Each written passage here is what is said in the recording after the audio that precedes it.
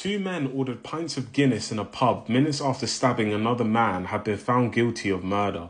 David Walcott, 35, Raman Marley, 33, and a third suspect had chased Richcard Siafa, 22, into an alleyway by Surrey Street Market in Croydon, South London, where he was stabbed at least 13 times, the Old Bailey was told.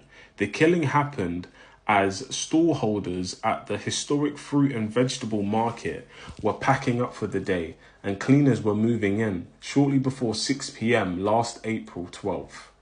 CCTV showed the defendants and Mr. Siaf crossing paths at the junction of Surrey Street and Fellmonger's Yard.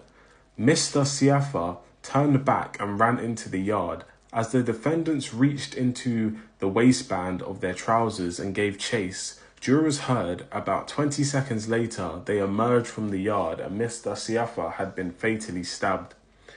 David Walcott was found guilty of murder. The defendants and the third man then headed to the Spread Eagle pub and bought 3 pints of Guinness with a £20 note, prosecutor Anthony Orchard, KC, had said. The men were asked to remove their hats under house rules, and at 6:04 p.m. they got up and left without finishing their drinks, the court heard. Meanwhile, Siafa was treated by emergency services at the scene where he died at 6:28 p.m.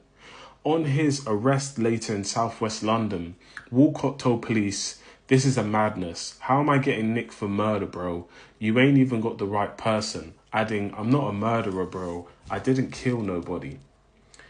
Marley left the country 4 days after the killing and was arrested at Gatwick Airport on his return last May.